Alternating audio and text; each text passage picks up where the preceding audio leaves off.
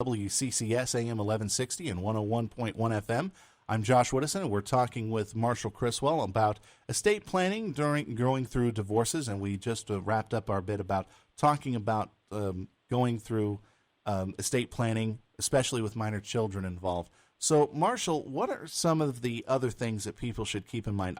You mentioned, obviously, that this is a long, ongoing process, but it seems like it comes down to the details of any sort of estate planning agreement. Right. So what are some other things that divorcing or single parents need to think about? What about life insurance, right? Maybe when you and your spouse were together, you didn't have life insurance, or you had a very small amount, a burial policy, something like that. Particularly if you have two working spouses, then, if something happens to one, there's the income from the other spouse that can be relied upon, and people often overlook life insurance.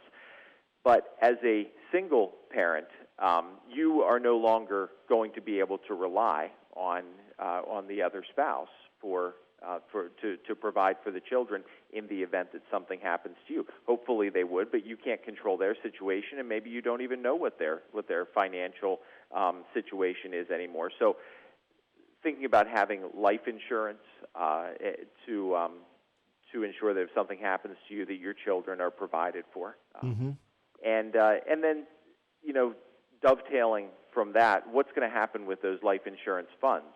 The same as what's going to happen with any retirement funds that you have, those types of accounts that have significant payouts when someone passes away prematurely, and if there are minor children, or maybe not even minor children, but younger children that can't necessarily manage those types of funds, or legally wouldn't be permitted to take ownership of those funds, then we need to look at having trust provisions in place in your will, or creating a living trust, or the options that we talk through regarding, okay, these funds from these accounts, let's funnel those. Let's use the beneficiary designations to funnel those through a minor's trust, or a special needs trust, or whatever the case may be, to ensure that those funds are properly managed, and then you can name a trustee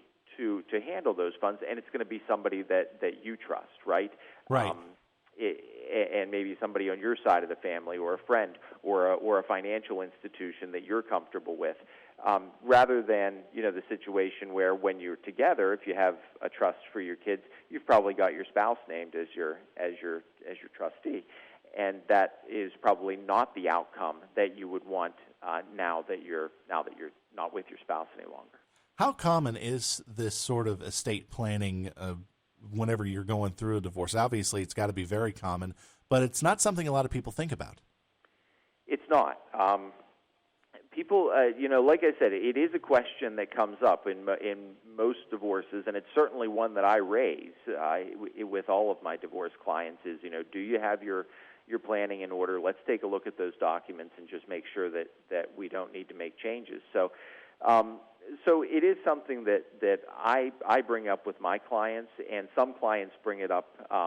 They think about it. But you're absolutely right. When you're going through a divorce and child custody and child support and all these really weighty emotional issues, even if you have thought about, okay, well, maybe I need to change my will, or you consider these issues, they often do get pushed to the side in favor of just unfortunately, the day-to-day grind of getting through a divorce and child custody situation in your life. So that's why you probably need the services of an attorney like you to get people through these times and kind of watch their backs in a sense. That's exactly right. And when I have, with my clients, if somebody comes to see me for a divorce and custody issue, I'm not just looking at, down that one avenue.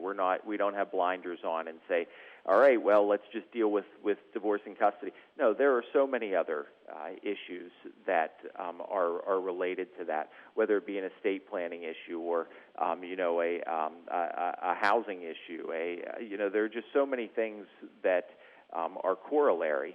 That we really have to take a global approach to our clients, because we want them to to come out on the other side of these terrible circumstances in the best position that they can. And if they want to get a hold of you, how can they contact you to acquire your services? You can contact the Chriswell Law offices at 724-465-5826.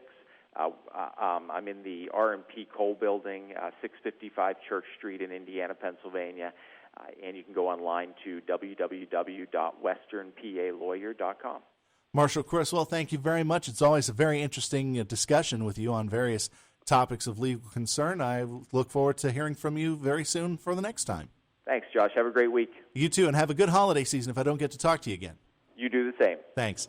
And just a reminder that this segment was intended to be for informational purposes only. This information does not constitute legal advice. The law is constantly changing, and information may or may not be complete or correct depending on the date and your particular legal problem.